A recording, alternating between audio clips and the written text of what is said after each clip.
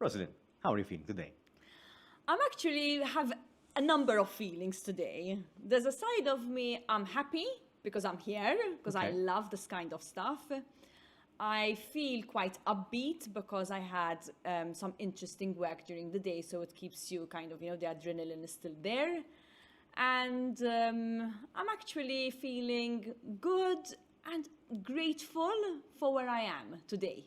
So quite positive. There are moments during the day where I'm not feeling as good as I'm feeling right now. For Okay. example, I get a call which stresses me, or a friend in need, so I want to try and do miracles and help people all the time. Okay. So it's not like I'm always, if I'm happy right now, it doesn't mean I was happy from early this morning Okay. to this moment, a fluctuation.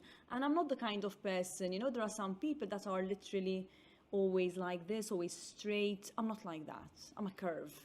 I just go Right. up, down.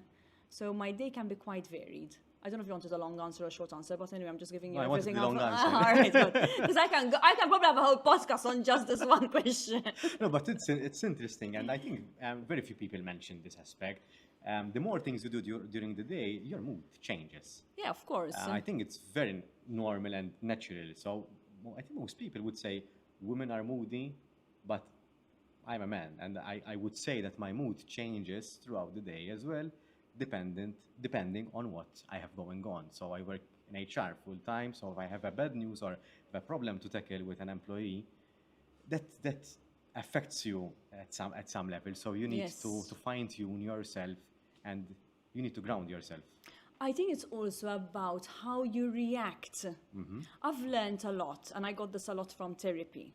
I'm a big believer of self-help and growth, and yeah, I'm not ashamed to say, because some people say, why do you say publicly you go to therapy? No, I think it's really good. I think because if people spend money on looking good outside, I think it's even more valuable to spend money on how you feel inside. Anyway, I'm digressing, but what I've learned a lot, and one of the reasons why I went to therapy, because I knew I had let me call it a defect, somewhere where I knew I could improve, that sometimes something happens and I react not in the right way. Okay. So, for example, I have an argument with my partner and I raise my voice maybe too much. I express myself and I get really emotional. And I was realizing, listen, this is a side of me which, hey, can be improved. Okay. So your mood, yes, may be impacted by an employee distressing you, or in my case, a client distressing me, which is normally employee related because I do employment, you do Yes. HR, so you get the feeling. But I'm also learning to make sure that my reaction is proportionate. Okay. But I don't want to lose the passion, Okay. because When you say proportionate, how do you gauge the proportion? sometimes you have to gauge it depending on the person you are relating to at that point in time. Let me explain. Okay. So if, for example, my partner I know is more of the calm type and doesn't like too much confrontation, I know that being confrontational and being maybe a bit loud is not going to get the message across. So that's wrong. But if, for example, I am negotiating something really big on behalf of a client and I need to be strong and forceful, maybe in that case, the raising of the voice a little bit more might work. So, yes, it's a minefield, really. How do you know how everyone is going to feel? But at least, Daniel, I'm aware of it. I don't always get it right because I'm not perfect, but I'm very, very conscious of it now and I really thank my therapist, and even my partner who made me very much aware of it. So now that I'm aware of it, I say, okay, I can improve, I can be better. What made you accept that you had this challenge to overcome? Because I am one of those people that I have this whole fixation. This is a bit silly. Not being perfect, but I think it's one's responsibility to try and be the best version of yourself.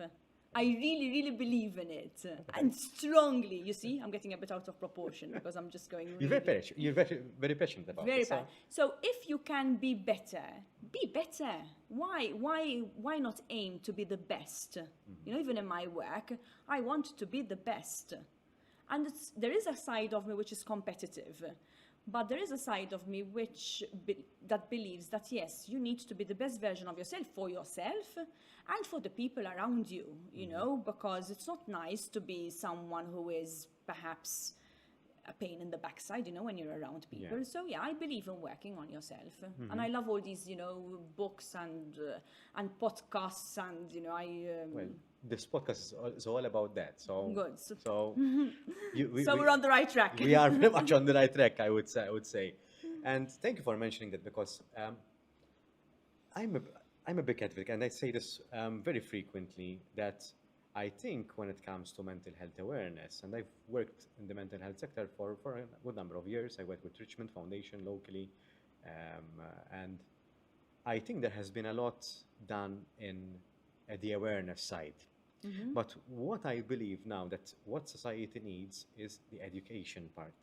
Is, okay, now that we know the buzzwords, the jargon sort of, what do we do about it? How can we make it our own? How can we address it?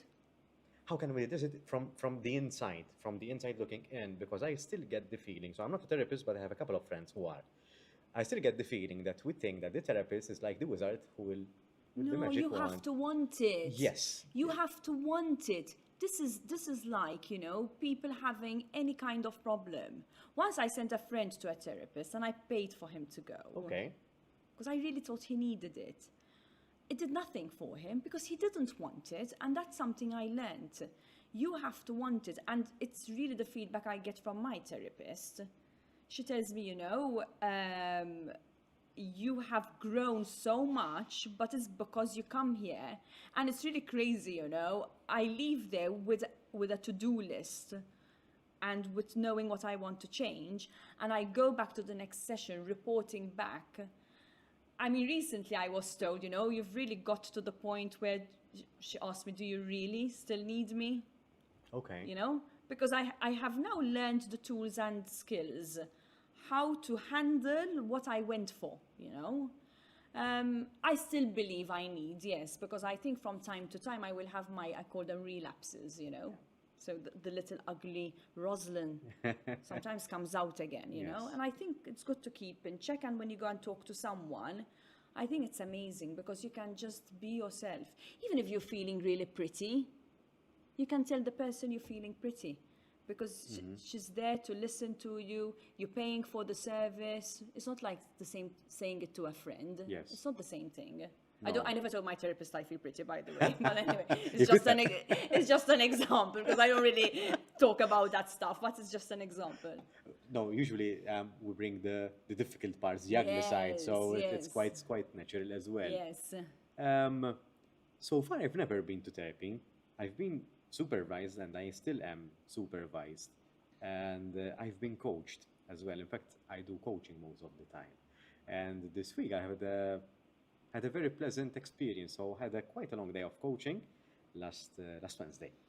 I had a total of 8 sessions. So 8 sessions, 8 hours of coaching.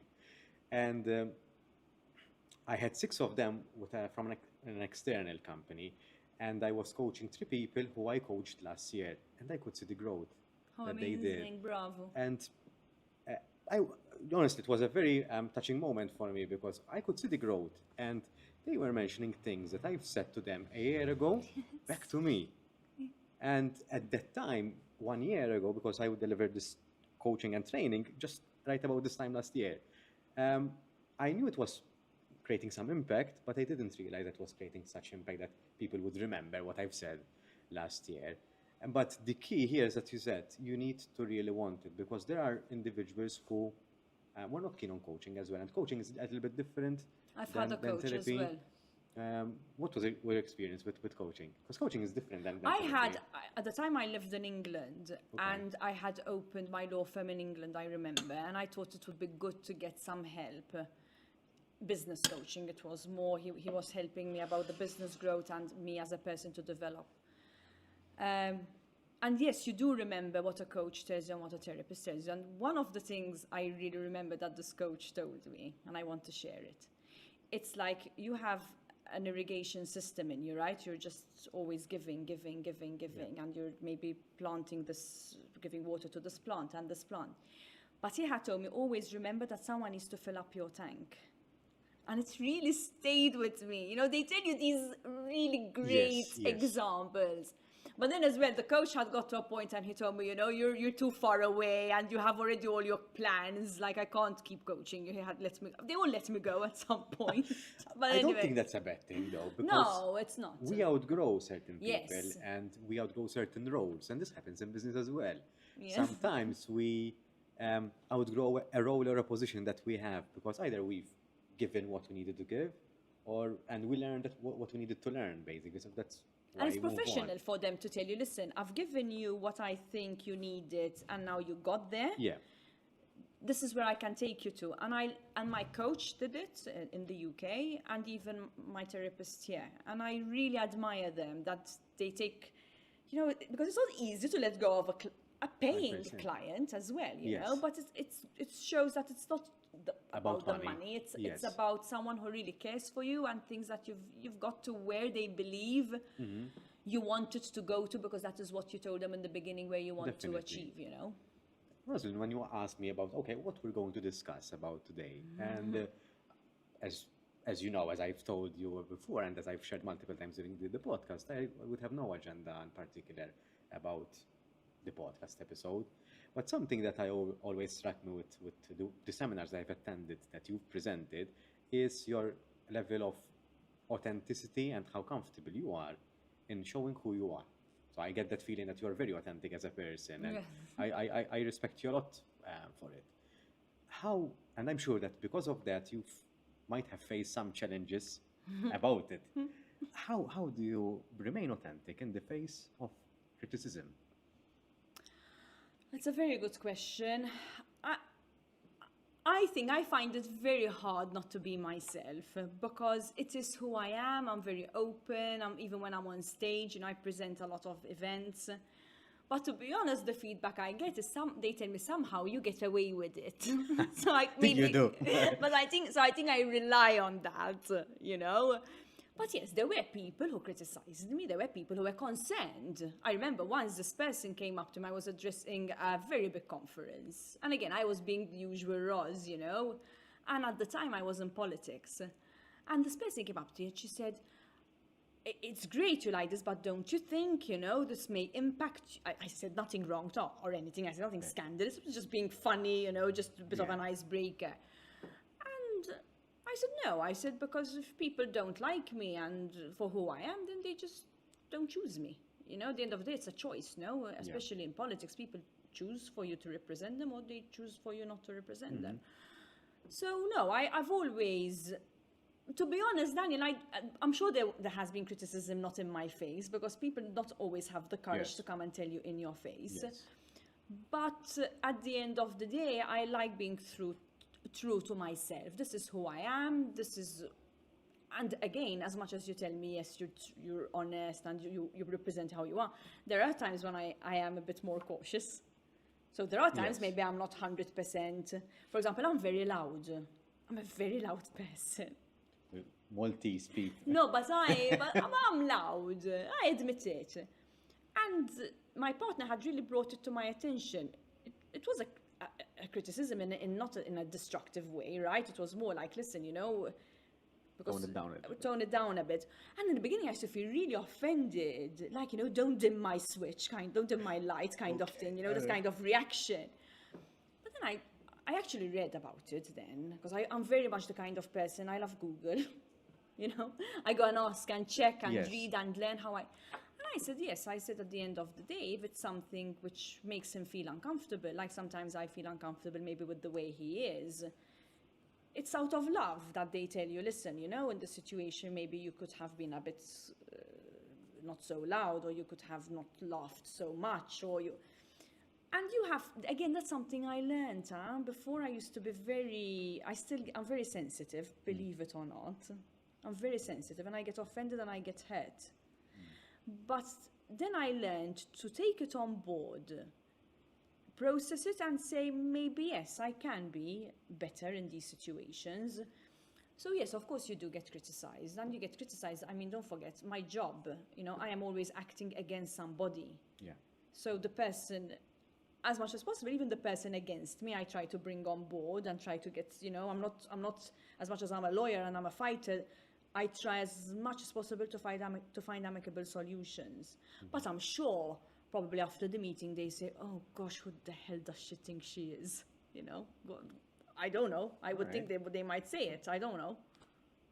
So do you think that people see you as presumptuous or arrogant?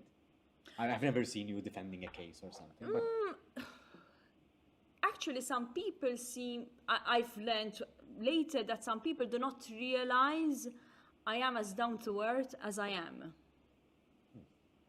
It's true. And I didn't know this, but because then later when people get to know me, they say, Ma, in the beginning I used to think you're more of someone that feels you're a bit of a snob or... okay.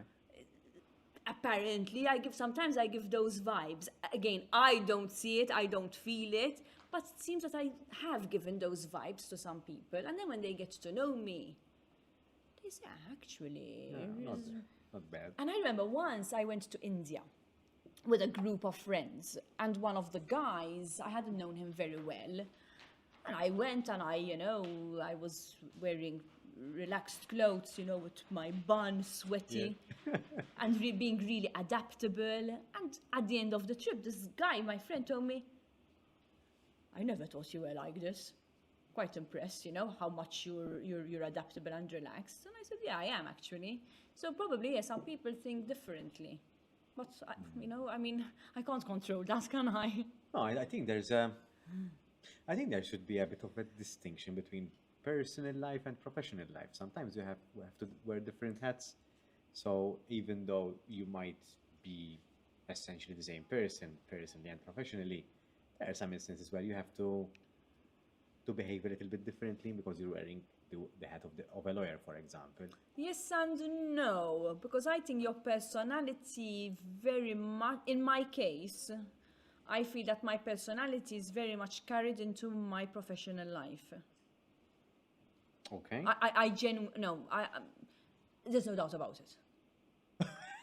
I'm even going to try and justify it or explain it. I'm 100% sure. The way I am in real life is very much the way I am in... Okay, you have to sometimes be a bit more cautious what to say and not to say because you are representing a client and whatever.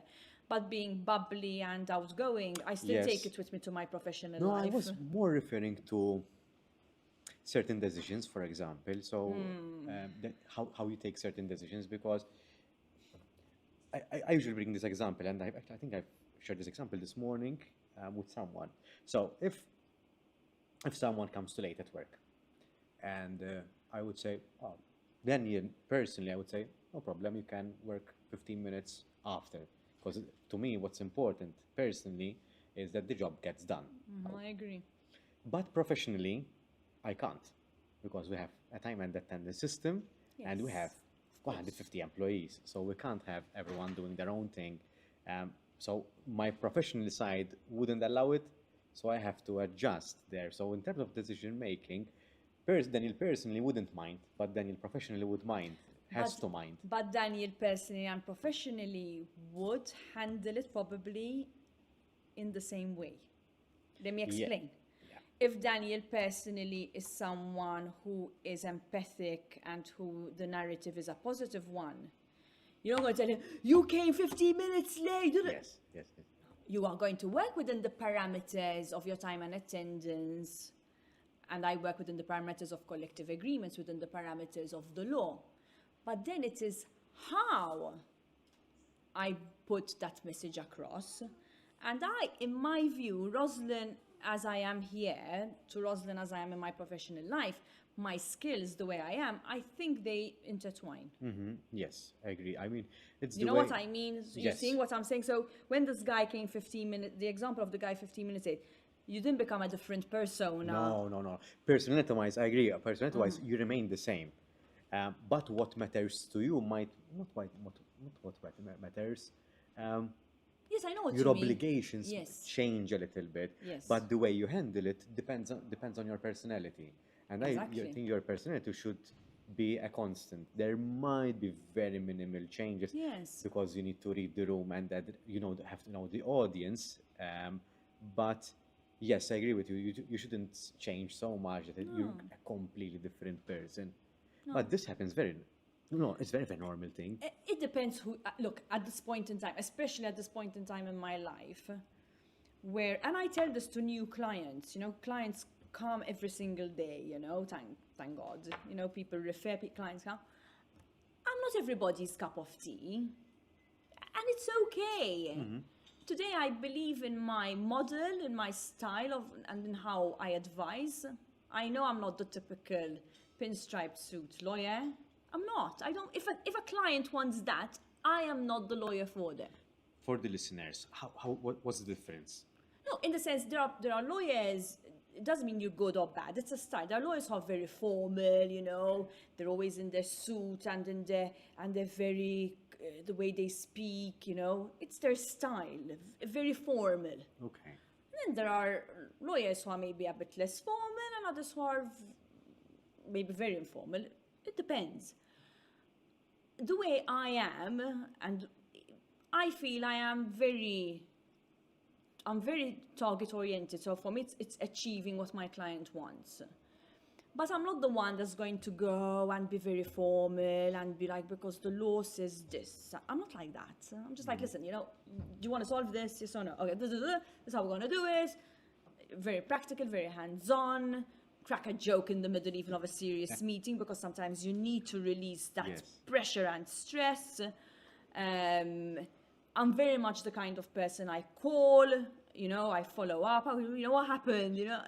I'm like that. It's, all right. Even the way I dress. I mean, I'm not.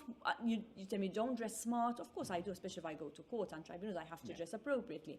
But you'll see me in a meeting with a jeans and a shirt, because again, sometimes I dress according to where I'm going. Yes, I agree. You know what I mean? So once a lawyer told me this, he's a very seasoned lawyer, and he told me people pay you for your brain, not for what you wear. But sometimes you have to give the impression as well. You have to wear the part, right? So there is that pressure as well. But then again, it depends on which phase of your career you are. Now I'm in I've been a lawyer for over 20 years. I'm in my 40s, so I'm in quite established. Pretty much so, give or take, because you're never fully established. Yes. So I'm in a good place. So I feel, this is how I am, and if people like it, it's great. People seem to like it on the whole. Well, since fans the ones that come to me seem to be happy, at least. You need to ask them. I don't know. You don't need all of the clients. You need the right clients, I would say. Exactly. And I love clients. I'm very much today in a position that I like to work with clients I like. Yes. I like clients who give me challenges. I like clients who, today I go to them and we first talk about family, friends, general stuff, and then we move on to work. Because for me, my work is my life. Yes. I love Mondays. For me, it's just a normal day. I like Mondays. I wouldn't say I love Mondays. No, I love them actually. Not always, it depends. But there are many days. I'm not gonna lie. As much as I love weekends and spending time with my family, sometimes I crave a Monday. I'll be like, I'm gonna go meet clients, and I'll be out and about. And sometimes, it's a Tuesday, and I'm feeling it's like a Friday. I need a break. It depends how stressful the week is. But I'm not one to say, oof. It's Monday. Oh, it's Monday. Oh, I have to. And sometimes I go, and my employees really laugh, because I always said, I'm going to retire. I'm always going on about retiring. And they laugh. They say, what are you going to do? And I You'll can't find even something for sure. No, I can't even afford to retire, but let's assume I can, I would still probably crave to be. It's a good sign, because you seem to love what you do. Yeah, I do. Sometimes it doesn't feel like a job. I shouldn't say that, because then people think they can, just get everything for free. No, you have to. The job has to pay the bills. Exactly, so it has to pay the bills. That's why we work as well. Exactly. I can resonate with that, because it's hitting home, because I feel that I'm in that position. I don't come from a family of business people, so I'm learning as I go along.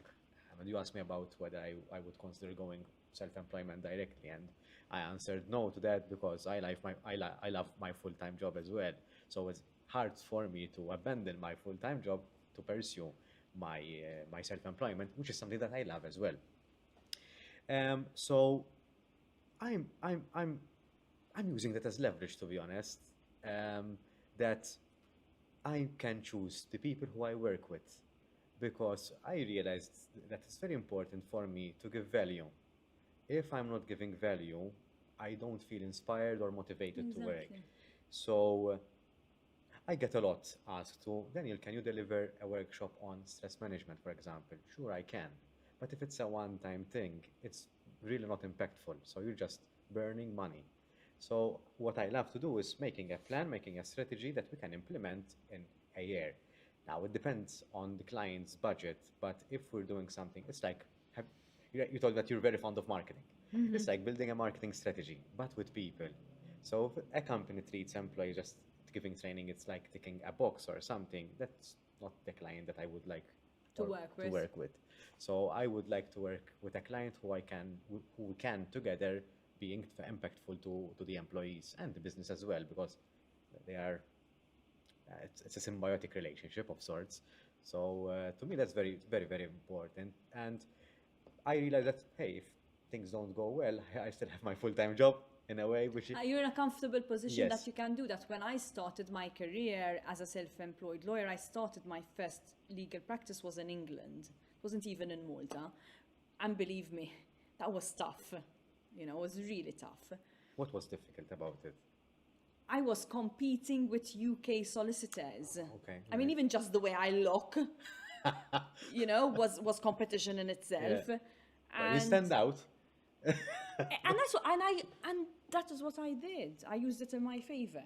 And when I used to go to networking events and I used to have to speak, I always used to say, if you want a solicitor with an accent and a tan, then you need to come to me. And people remembered it. Yeah. So I was remembered. You know, people kept remembering accent, tan, employment solicitor.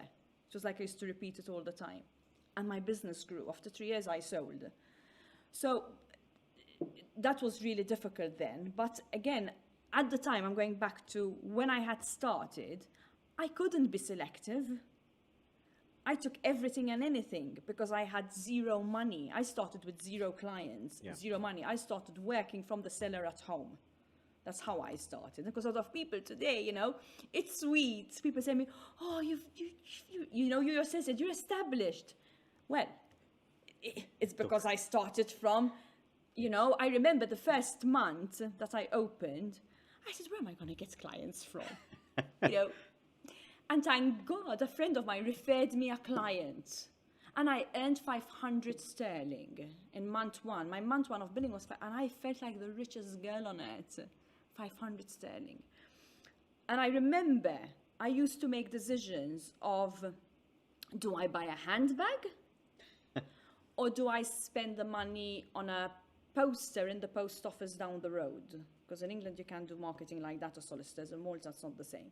And I remember always choosing the poster or choosing money for a networking event. I had gained weight. I ate so many eggs and sausages because I went to so many breakfast Cheap. meetings, you know, and things like that. And but I remember, and this is something, you know, people forget to look at a person and they see success. But you have to remember where that person started from. I started from the cellar at home. And I used to work 8 to 10 hours a day. And I had no clients. So people say, what did you do for 8, 10 hours a day? I used to pick up the phone, call contacts. I used to build content for my website.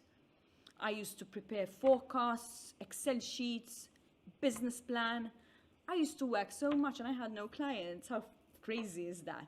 And then the work started to come in. But I like to remember where I started from.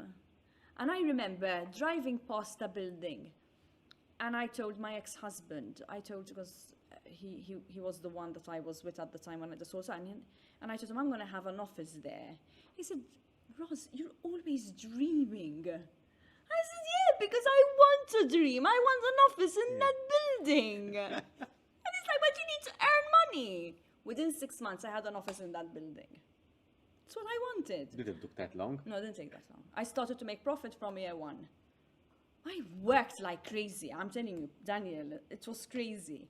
But I still love that story, and I say it and because I want people to feel encouraged, You start from nothing. But then you used to tell me, but why do you put a target to build 2,000 a month, for example, if you don't have the client? I promise you, I used to sit at the desk and say, the phone is going to ring. It would ring. Is the manifesting and No, visualizing? but I was positive. I was always, like, I'm going to make this happen. And it happened, But it was a lot of hard work. So, again, as I said, self-employment is great. But at the moment, you're lucky you can choose your clients because you have your full-time job. But there could be a time when there could be a time when it wouldn't happen. But there could be people who are in your position or people who want to go fully self-employed who are listening to us and they say, should I take the plunge? Of course, take it. But you have to be ready to do work you might not want to do because you have to pay your bills. Eventually, you can be more selective. Yes. I don't want to sound like a relaxed kind of guy because there is a lot. You look very relaxed, huh? No, I'm quite calm most of the time. I'm quite calm most of the time. But there is a lot of hard work behind the scenes, something that I don't usually share as well. A glimpse of it would be the weekly journal that I write on a Sunday evening. I share a little bit about my week and what lessons I took from that week. But I work a lot. Wow. I do work a lot. That's a real commitment. Yes. I've been doing it for now almost 2 years. I've been doing this podcast for almost 2 years. And what you see, I've built my hands. So there is a lot of work that I do. So I'm quite calm, but I'm quite paced. So there is a lot of work. You do a lot of work. So just behind the scenes. So initially, so this week, the 47th episode came out because the episodes are bi-weekly. And initially, each episode was taking me 25 hours to edit. Wow. In total. And I still do everything on my own. So the editing, the videos. So for a 30-second clip you see on Instagram, that usually takes an hour. Do you sleep? I do sleep. But I increase my sleep pattern, so now I'm sleeping a good 6 hours minimum. But at the time, I wasn't sleeping very, very well.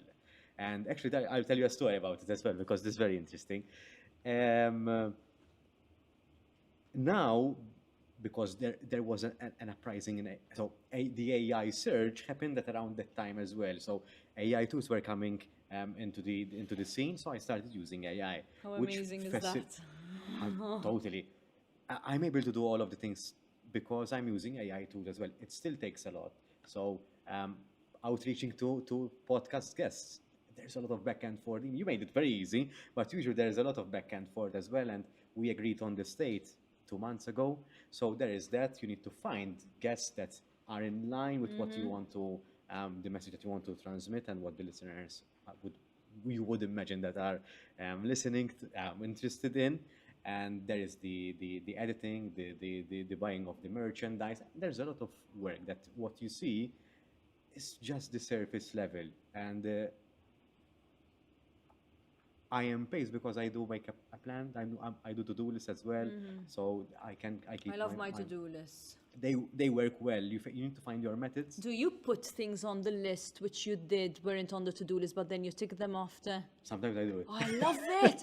Ooh, and I actually love the feeling of the tick. And the worst thing though about the to-do list is I have this tendency of when I go to sleep. I have a little habit. Before I close my eyes, I need to know the exact time, right? Okay. So I'll tell my partner, what's the time? He goes, 10:33. So I need to know it's 10:33. Normally it's 9 or 9:30. Why is it important? I just like to know. Okay. So it's a little confession. But the moment I close, I say, I forgot to do this. Literally. So then I get up again and I put it in my phone. But then I don't ask the time again. All right. I normally calculate it's a minute or two. Then I sleep again. But I have this whole obsession I need to write. And I got into this really weird habit.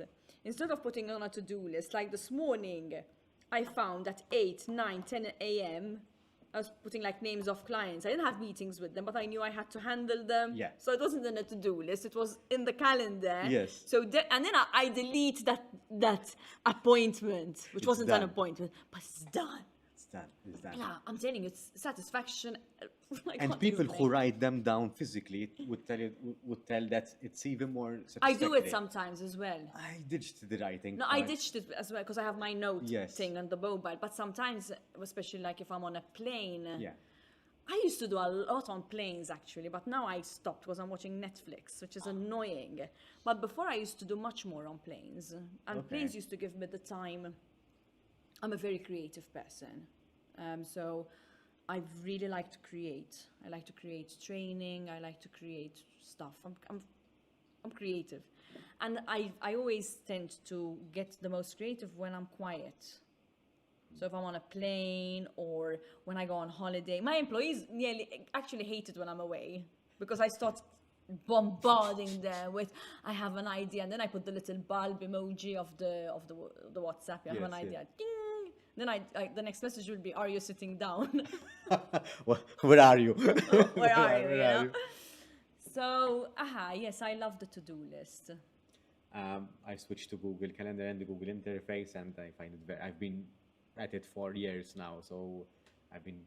You're very techie, right? Yeah, I tend. Yes, I have to be. Yeah, exactly. I have to be. I wish to be more, but I'm not yet. I don't know. I struggle with technology. It's easier than it seems. I would say. I struggled a lot Oh when no, I I was. forget passwords and credentials that- and logins. But you can get. They can be auto saved. So it's. No, but now I found this thing which my partner told me about it. You save all your passwords and then you have a key Yes, password. and just one, and then yes, so, I know about it. I never used it. So I'm learning a few bits and Yes. bobs, but no, I'm not technology is not my strong point, which is a pity. It's But, something that you learn. I struggled with technology because we got our first PC when I was quite old, I would say, compared to my peers. But I was around 14 years of age. You So remember the joystick? I do remember the joystick. Yes. I had a Spectrum when I was a kid. I think Spectrum it was called. I don't know, maybe I'm mixing sure. up. But there was this old computer which had a Okay. joystick. I remember that, but I'm not sure what it's called because, again, the PC entered our household very, very late, I would say, at least for me because I'm the eldest. So when I in the IT subject, I did horrible. So when I was in Form 3, around 14, 15 years of age, I did the ECDL, and from then, Well, I didn't even have that.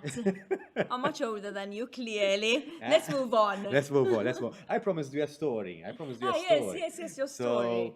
So, because we were talking about sleep, and luckily I have my watch now. It's tracking my sleep, which can be You see, very techie. it can cause a little bit of paranoia as well, but it helps. Let's say it helps. Right about this time, when I was doing the coaching and that sort of project last year, I was giving a workshop on productivity, and I'm quite honest about the tools. So the tools that I've shared during my workshops are tools that I've used, and I would say I would not describe the tool. I would describe the tool, but I would say my experience of the tool. So I'd say the Pomodoro technique, for example, which is something very popular, or the Eisenhower matrix. I don't know anything that you're talking about. I will explain. So important and urgent, not important. but That urgent, one. Okay, that okay, I You know which about one. it. I know which one. It's called the Eisenhower matrix. Okay. It's a very good tool, but it can get very crazy if you use it on an app on the mobile phone. Okay. And I would go and say what I've learned from that tool. So, for example, that's a very great tool to prioritize and to delegate. So it applies for everyone in any position. So if you're a leader and you need to delegate, you need to learn to delegate because delegating tends to be quite challenging for some people. That's a very good tool to start from. And I would share my experience in using the tool. I would say what worked for me and what didn't work for me. And at that time, I was quite overwhelmed with this project and what was going on at that point in time. And I wasn't sleeping very well. I was sleeping 3 hours, 4 hours, and I was delivering 4-hour workshops in a week and doing coaching as well.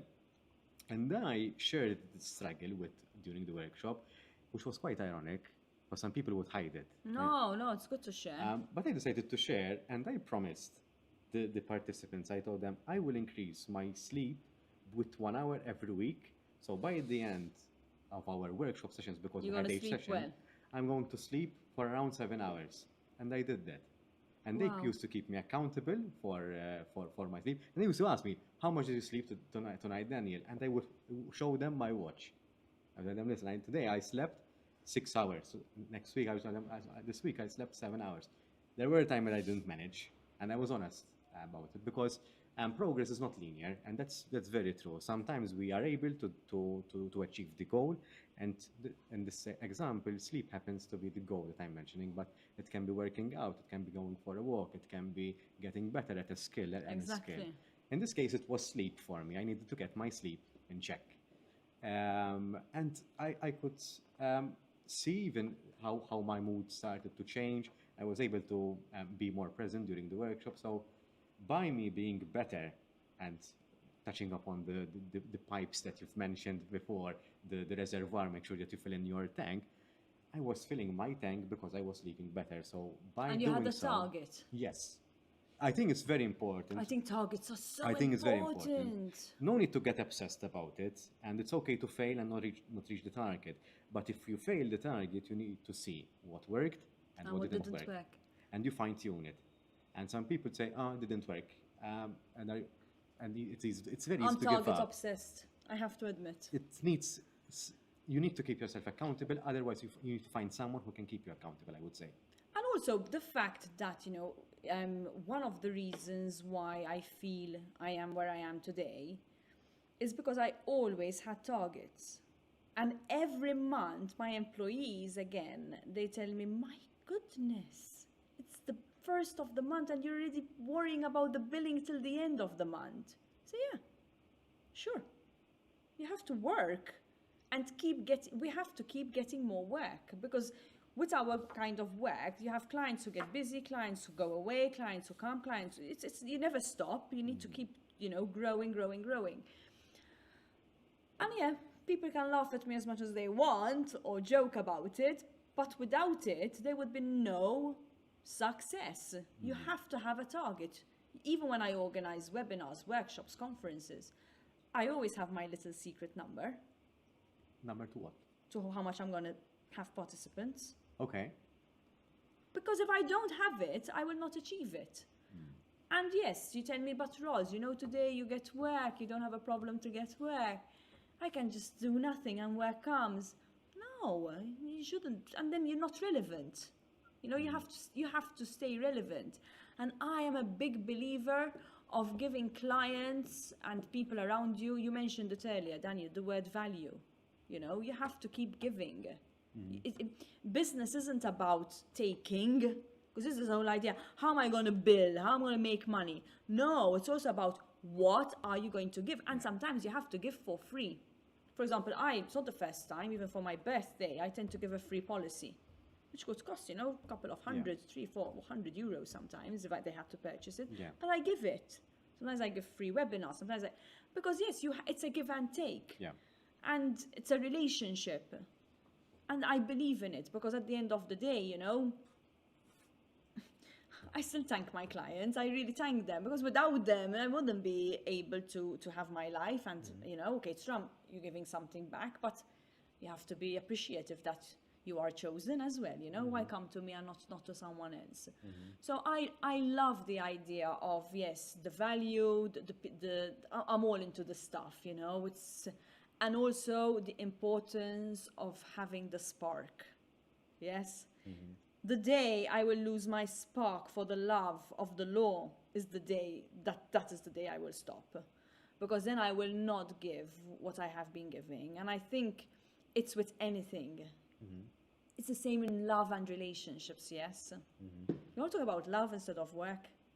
Actually, I was going to ask you about motherhood as well. And mother, so that's for sure. true love. So we're in sync, because we've been talking, I'm not sure, 45 minutes about work, and I want to go into it a little bit deeper. So sure, let's talk about that. Let's talk about motherhood. Yeah. It's really difficult. And all these pictures and this pressure that it's perfect and it's the best thing ever. Of course, it's amazing to have a child. I mean, I now that I have my little Edward, I wouldn't imagine my life without him. I don't think he's so little anymore. He's 9. All right. He's still little, come on. But it's hard. It's really hard bringing up children. What's really hard about it? It's because you have to give up a lot of your own independence, of your own time. And you say, isn't that, some people judge you and say, you're a mother, you should give, isn't that selfish? I'm very, I'm not here to impress anybody. I found it and find it very hard because it's the struggle of wanting to be the full-grown person we were talking about earlier. And then you have to give them the best. And then there's a lot of pressure coming from external factors as well. Do they give you back? Of course. But, it is a life of worry, isn't it? Having to look after somebody. It's going to be with me till I die. I will always worry for him, even if he's an adult, even if he's married with his own kids. My mother still worries about me. I still go to her house and she makes me a boiled egg and gives me orange juice, A mother and a father, both parents, they're always there wanting to care for you. Mm-hmm. So yes, it is great. It's a love which, is unconditional and it's true and genuine, but I think it's really hard. And I think a lot of people don't feel comfortable talking about how hard it is because they feel they'll be shamed, that as parents, as mothers, you shouldn't be complaining, And then, there are the challenges of when they grow up. Mm-hmm. They want to have it their own way and they think that they've reached the world, and they can I was like that. Recently, I apologized to my mother for being a really naughty teenager. Thinking, my goodness, I was horrible. I was a horrible kid. It's good that you remember your younger years because many adults forget. No, of course I haven't forgotten. And today I feel bad about, the sleepless nights I gave my parents because I decided I want to stay out till 4 a.m. Because now when it's going to happen to me, for sure. I want to sleep. So I actually told my mother, I'm really sorry for being like that. Thank God I saw the light eventually. I mean, I wasn't a bad kid, don't get me wrong. I mean, but I was adventurous. I would want to stay out. I would want to go out with my friends. I would want to have some alcohol, So yeah, I did give them trouble.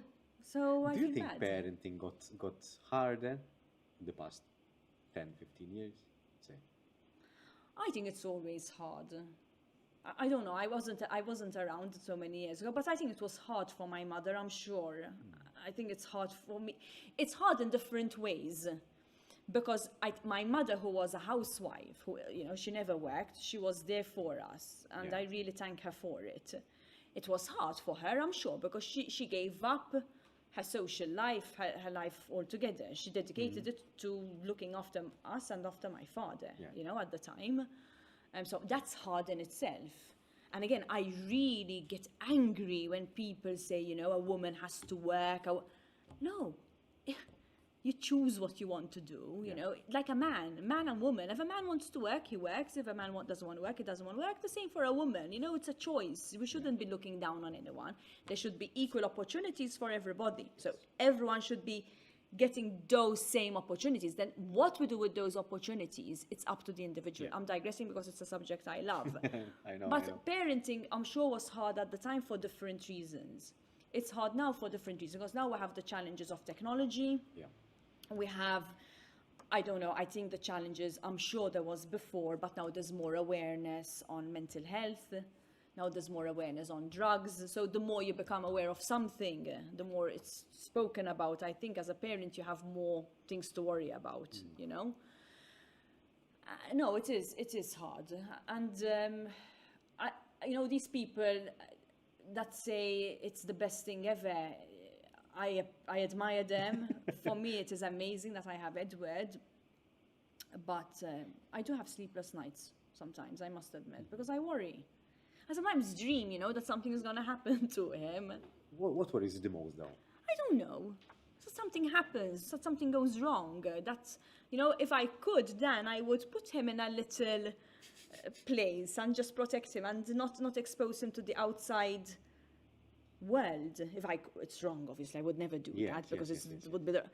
But And the older I'm getting, the more I'm realizing how horrible and how bad life can be, and how many people are there to harm you. I honestly, I feel I was always the kind of girl, very happy-go-lucky, la land, in a nice way. Obviously, I'm streetwise and I'm not stupid, but I get on with it. But the older I got, the more I started to realize, wait, there are really people out there who want to get you. And I think there's a lot of hatred in this country. I really think it. Is it country specific? Well, I'm living here, Yeah, so alright. I don't really know what's happening. Okay. To be fair, I go a lot to England as well, but I'm not so absorbed in the UK life, Okay. because I'm out. When you live in a foreign country, you're not so absorbed with what's going on. You're just living as a foreigner kind of thing. All right. But I do feel there's quite a bit, even when you follow social media, the comments, the hurt, the pain, people just throwing things and accusing and inventing. Words and, are cheap. just, you feel like saying Daniel is a bad person, just type it, and that I don't like. That hurts me a lot. I feel very uncomfortable because I think we should be responsible for what we say, and we need to understand that at the end of the day, we're all human beings.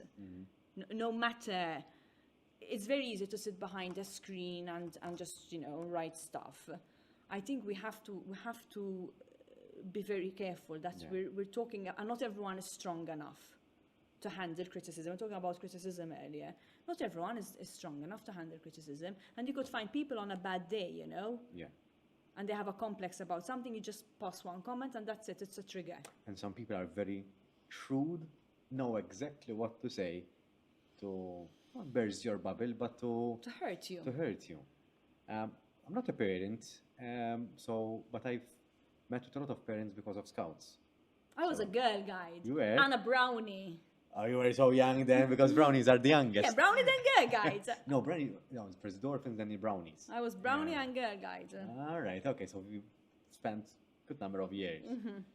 I've met with a lot of parents and children thanks to Scouts. So, but if I were to ask myself what scares me the most, whether I want to have children or not, would be this: that we live in a world. I'm not sure how it was in the past, but today it's very easy to do bad stuff. To make it very simple. So drugs are more accessible, I feel. Yes. Hurting people is more accessible. Yes. I don't know. But you know what I ask myself as well a lot? Is it because as parents, we are not being disciplined enough? I really ask myself this question because my parents were, especially my mother, very disciplined.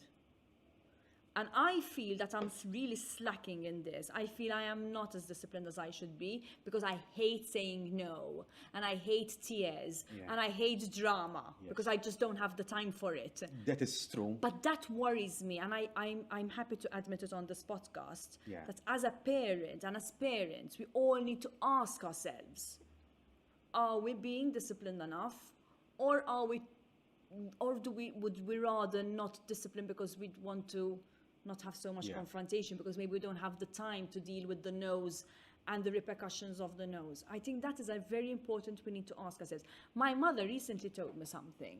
She's a very wise person, my mom.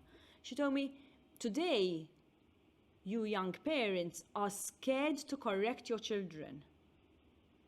And I thought, my God, I think she's really right. Because loving sometimes means discipline. Yeah. Loving means saying no.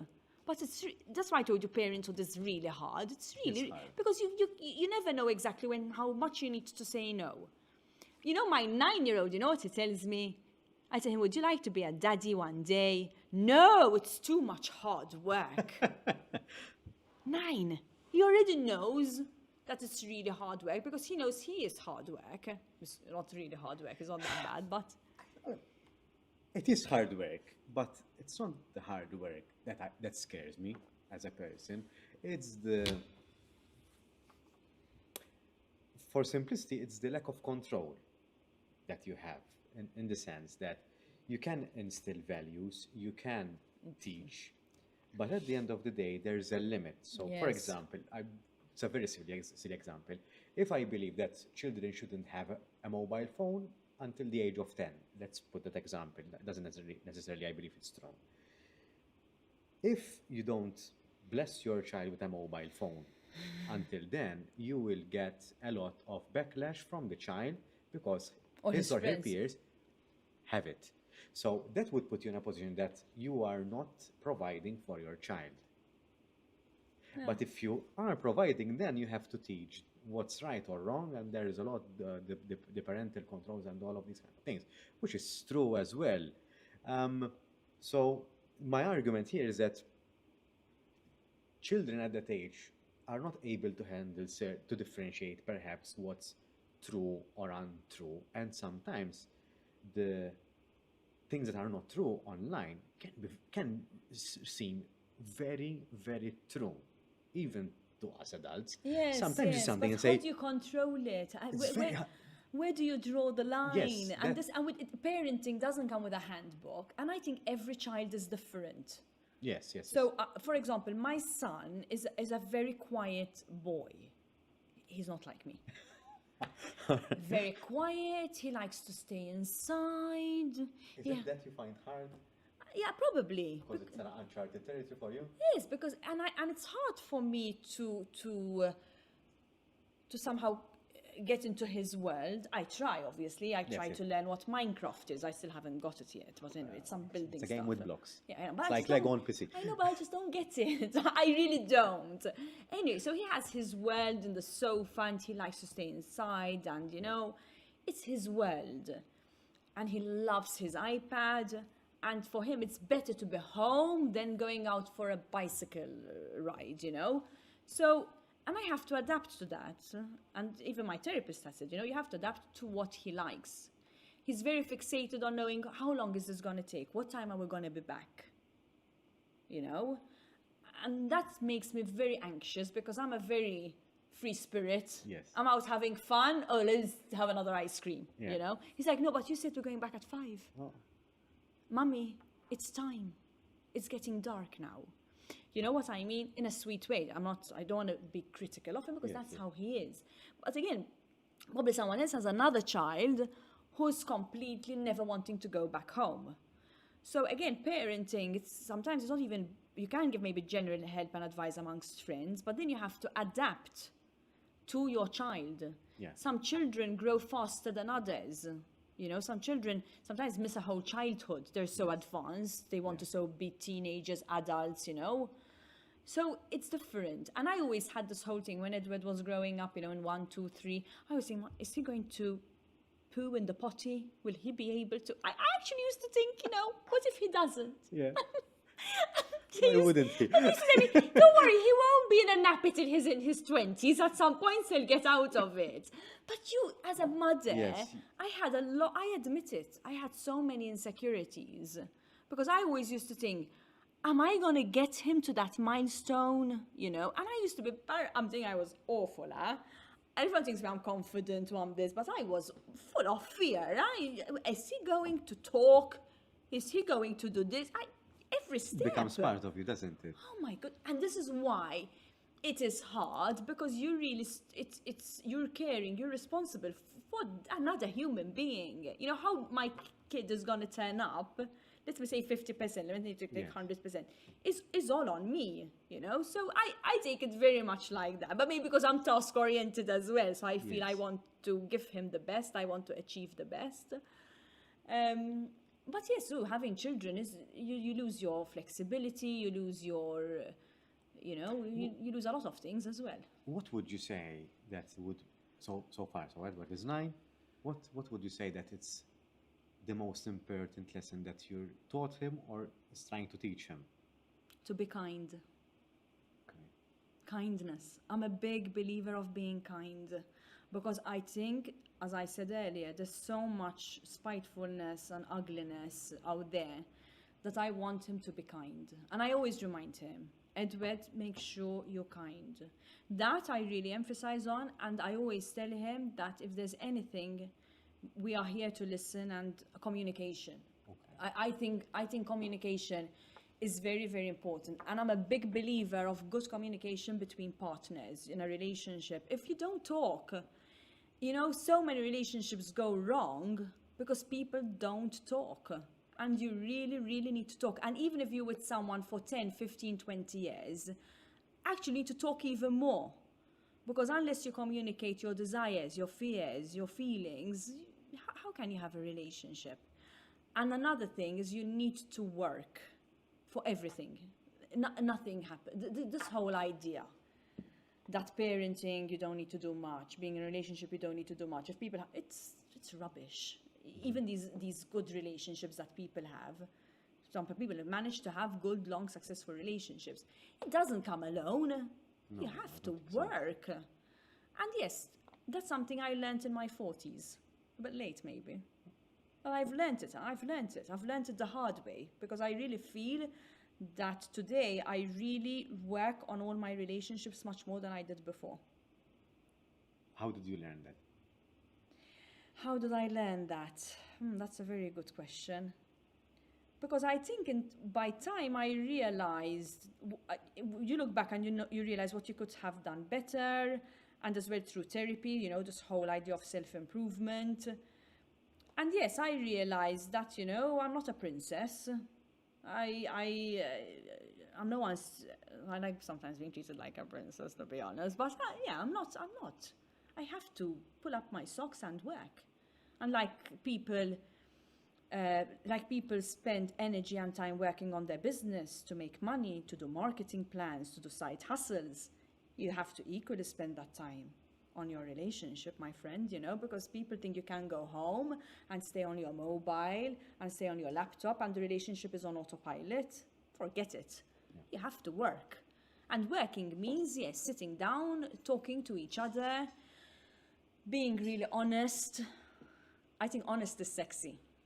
I really think honest is sexy. A lot of people think, doing things behind each other's back is sexy. I don't agree. I think honesty is sexy because it gives you such a feeling of freedom, and I love that. Mm-hmm. I love that, and I really treasure it, and I really encourage people to, open up. Why is it so hard to open up something? Because not everyone, Daniel, is willing to own up to how they are feeling. Not everyone feels they have the time. Some people feel unseen. Their partner is not seeing them. Their partner is too busy working. It's becoming very common. Yes, of course. And then you know what? If you're unseen, you want to be seen somewhere else, right? Yeah. So that is what happens next. So yes, you need to listen. Even, before, for example, I admit I'm one of the culprits here. My mobile and my work have always been top priority. I changed. I still work a lot. I'm still there for my clients, but when it's time to be off the technology, I just need to focus on my partner or on my, on my family, on my partner's children. They're very important to me as well. They're just part of my life today. So everyone has to have full attention. As you said, you get the gaps, the relapses. Yeah. Yes. How did you make peace with it? The fact that, okay, now it's time to switch off and spend time with my family. How did you make peace with that urge to look at your phone, to respond messages, to respond emails? I suffered from a burnout once. Okay. That was a really big wake-up call. That was a massive wake-up call. I never thought Roselyn could ever suffer from a burnout. And I suffered from a burnout. I was in bed, and I remember they had to take my phone away. It was really scary, even just thinking about it. That was a big wake-up call.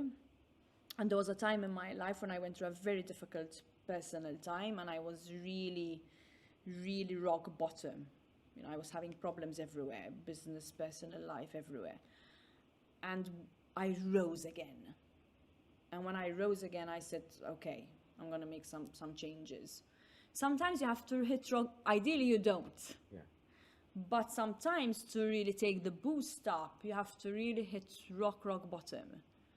And a lot of people don't realize that I actually can hit rock bottom, but I can, huh?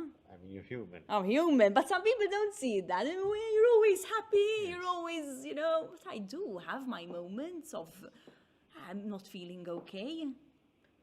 you know? An ex-colleague of mine who's still in touch, and he's quite a bit older than me. He could be my father in age, and he's like a mentor of sorts. And one time we met for a coffee, and he told me, Dan, the life in time will eat away all of the things that you have.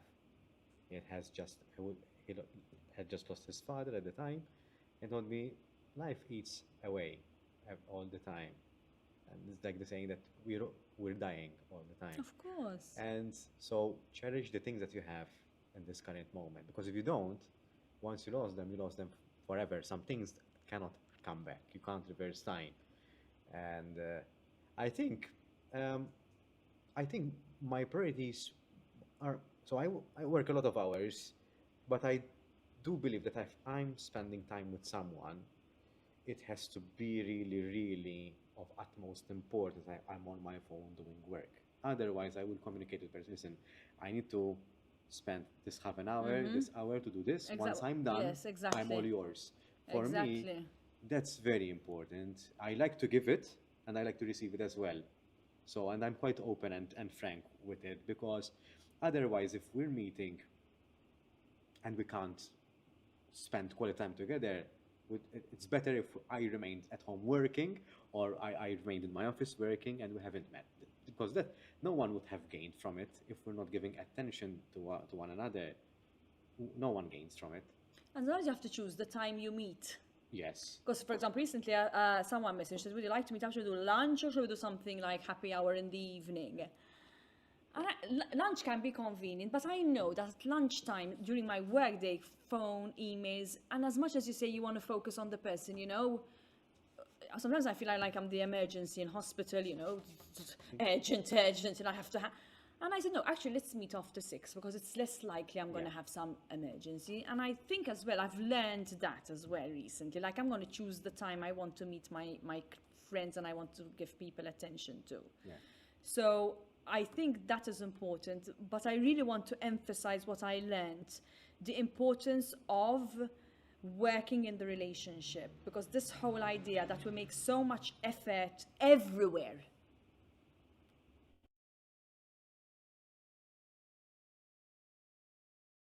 front of you. We always pick the phone. And they do it in shops as well. Yes. So annoying. I'm your customer.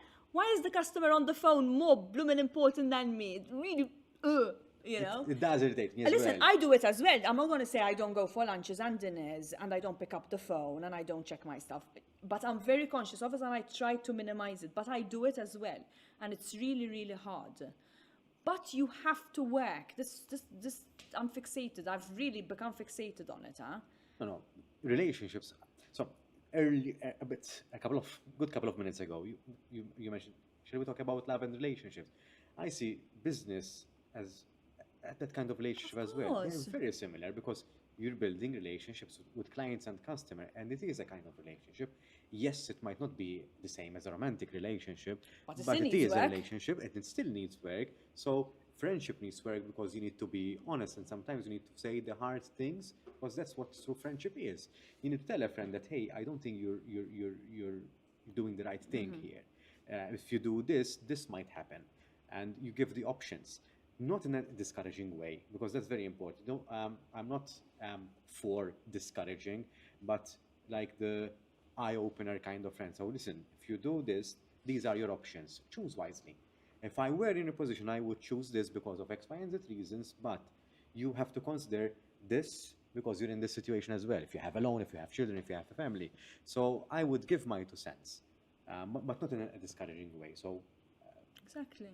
I think discouraging is the easiest thing to do because we're projecting our own fears onto someone else. That's very easy to do. So even if you don't know how to start a business, I have no idea, but you can still encourage them, give it a shot. If it doesn't work out, oh well, you can still find another job, another employment, because you have this skill, you have this skill, and you have this skill.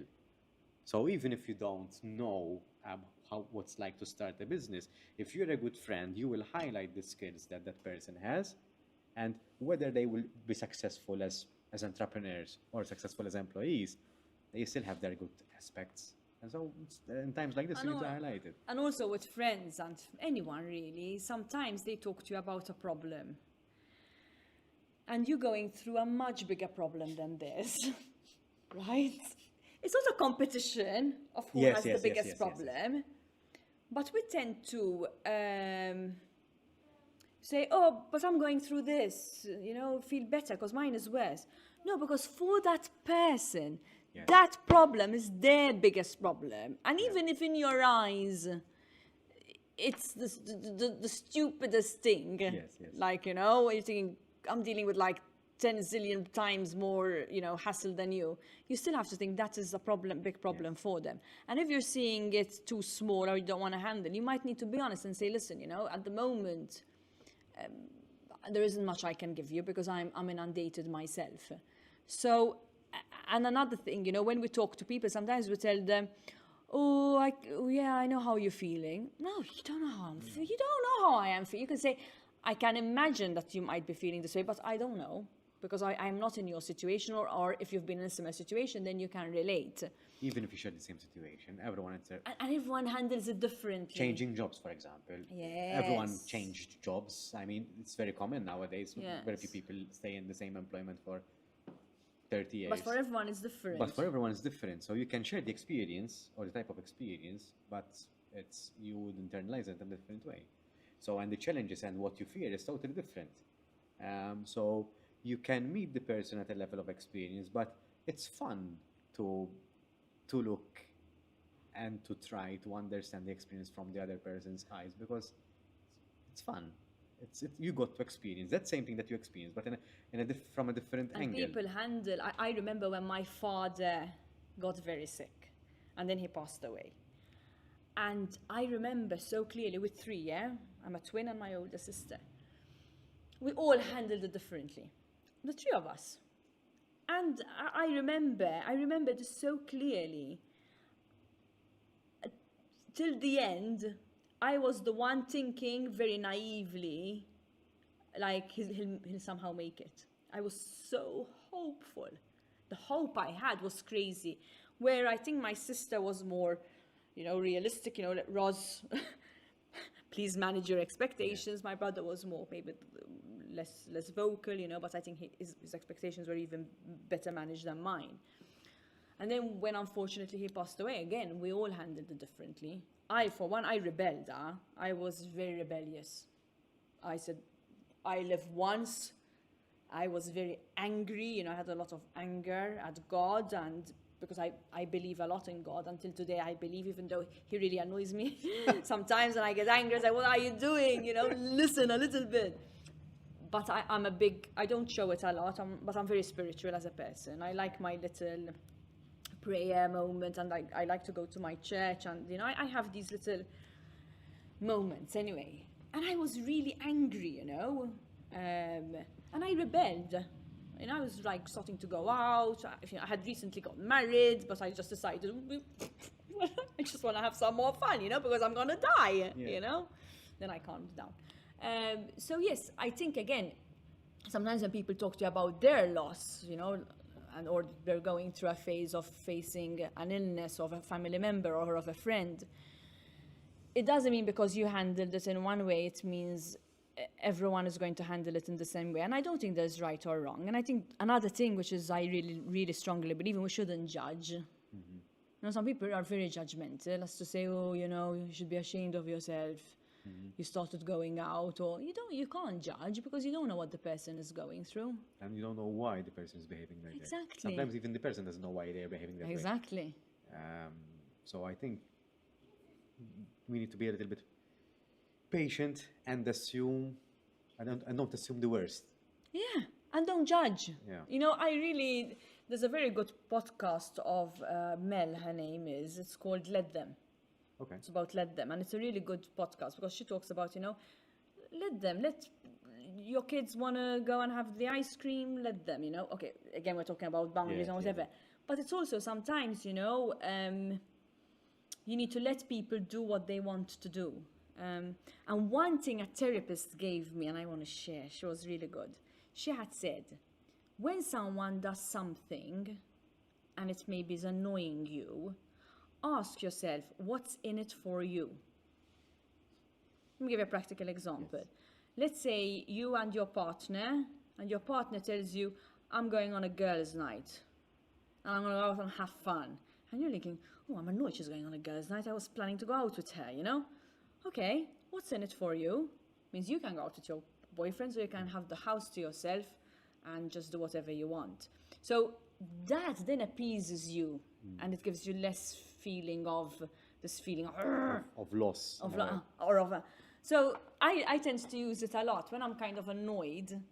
Someone does something to me, or they make something, and I say, okay, what's actually in it for me, this? And then I see, like, if my son wants to stay home all the time and I get frustrated, okay, what's in it for me? It means that I don't need to get dressed, I can just stay relaxed as well, and I can maybe, whatever, watch a movie or play chess. I'm into chess at the moment. Really? Yeah, I got into it. It's quite hard, isn't it? It is hard, but it really makes you think. So I really, really love it. I never got into it. But I like the strategic part of it. It's really strategic. And it's weird, since I started playing it, even the way I think has changed. It kind of makes me more strategic. Of the next move. So I said I think I would like the You strategic should go part. for it. It's really good. So yes, at the end of the day, you have to say, okay, so this situation that's bringing me maybe a bit of grief at this point in time, what's in it for me?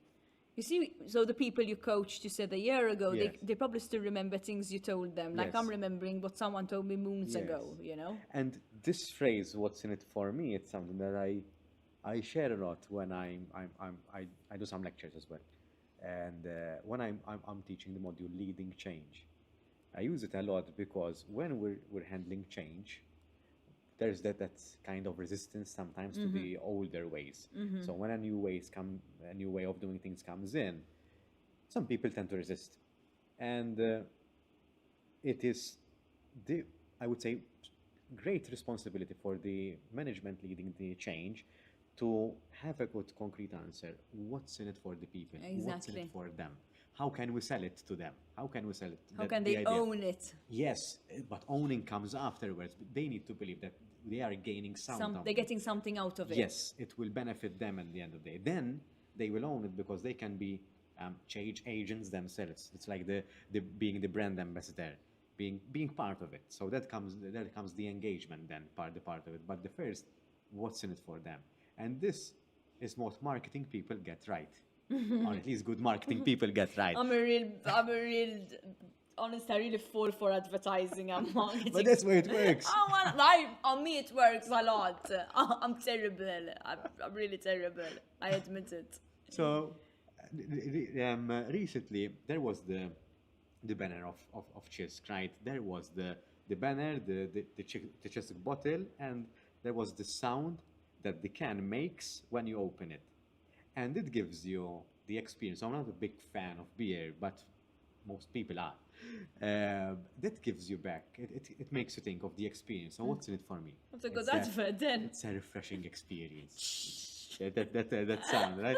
So they marketing people get it right, and they should get it right because they're trying to sell something. I'd love to work in marketing. If I had to have another, I do my own marketing for my own stuff. But yes. But you tell me, if you had to do another career, one I would really not exclude in the future, or if an opportunity comes along, open another business, because I'm very business minded. My father was a small businessman, so I get that trait from him. And I like the idea of opening a business and businesses because I love the concept of marketing, sales. I really, really like it. Well, you're target oriented, so you do quite well on that front. I think I would do quite well. And when I was younger, I used to work a lot, when I do these part-time jobs, when you're going through university and stuff like that. I used to sell shoes. One time I worked in a sports shop and I used to sell. I used to sell. But I loved it because I used to love being with people, and I used to work in this shoe shop, And one of the tricks to sell shoes was to actually wear the shoes that I need to sell. So if there's a shoe that wasn't kind of, once there was a pair of shoes and we could just go and get it off the shelves, it looked really not good. But when you wore it, it was really comfortable. And I remember she was my friend at the time, and it was her shop. She said, how am I going to get rid of these stock of shoes? I said, I'll have a pair, and I'll wear them when I'm at work. And everyone's come in, those shoes, you know. In heaven. I'm in heaven wearing them. I sold all of them. And it's the experience that you get. Because I was sharing my experience, and the fact that I was actually wearing the shoes, and on me they didn't look bad, because I'm a 37, 38, so when it's a smallish foot, you know, it's kind of, if it's a chunky foot, these wouldn't have looked as flattering. I'm promoting my feet, which is quite funny. You're sending the message, I'm pretty. No, my foot is. No, I'm pretty, my foot. But anyway, this shoe looked really good on my foot, and I used to wear them with these like jeans, which were a bit, you're giving people context as well. It's a visual. You're creating a visual image. I think that really helps. So I used to, come up with this stuff, and it worked, because people, as you said, if people see it and if people are seeing you, I mean, it's hard to sell something that you yourself do not embrace or you do not believe in. Yeah. So how can you sell it if you yourself are not a believer of that product, 100%. So I think that's important. Roselyn, I'm going to summon the rapid fire questions. So I'm going to summon the fish bowl, and I'm going to ask you. I hope it's written well, because I don't see without specs. We'll see. So I hope the font should be large enough, I think. Okay, but I should have got my specs. That's the thing about aging, you see. I still have my specs on, so. Yeah, but I think I got 2, so I put it back. All right. Can you read it out loud, please? How do you prioritize self-care in your busy schedule? I make appointments. I book appointments with, I do actually prioritize self-care. I have advanced appointments for my therapy sessions. Okay. Then, so self-care in the inside, I call it. Then self-care in the outside. I love going to my hairdresser and beautician. I think those are my little treats. Perks. No, I think they're important because, and where I go, I feel very loved, and they're like friends, and I chat and I talk. I always make friends with other people who are there. So for me, that is self-care. And also, I like to train. I go to the gym and I do weights. So I tend to wake up early in the morning. At the moment, I've been slacking because I have a lot going on with houses and moving and whatever. But generally, I tend to do that 3 times a week. Okay. So despite I'm busy, I feel I do it. I manage it. I love the way you put it, that you work on the internal and the external. Yes. I think that's very good, and I like the word that you used. Both are equally important. So yeah, I do that. Despite I'm busy, I think there's a lot of self-care going on. I think the more busy you are, the more you need it. Yes. You always need it. Yes. But the busier you are, I would say, the more you need it, because you're dealing with more things, I would say. And sometimes it's just really tired. It doesn't take much. Sometimes even if you stop for 30 minutes, go for a quick blow dry, or if you don't want to go for a quick blow dry, sometimes I stop. I work from home a lot. I stop and I have a chat with my partner, or or I call a friend. Today Daniel, today, Roselyn of maybe a few years ago, where I was still growing and my career, whatever, was different. But today, definitely. But life comes in stages, and yes, we explored some stages today. Yes. So I love the 40s. Well, I can't say that no, yet. Really, I'm actually. I get teased a lot at home because I'm always talking about aging and whether I should, start investing, in some stuff. And so far I've stayed away, but. I love my 40s. Because I think most people should stay away, because the moment you start tinkering with stuff... To each his own. Yes. Do I pick another one? No, just one. Only one? I want to do all of them. There are 50. Okay. No, we'll stop at one. I'm just going to be here only. No, just one. Okay. Good one. Roselyn, thank you for being here. I really enjoyed it. I'm glad. I really enjoyed it. Thank you so much. Thank you, Roselyn.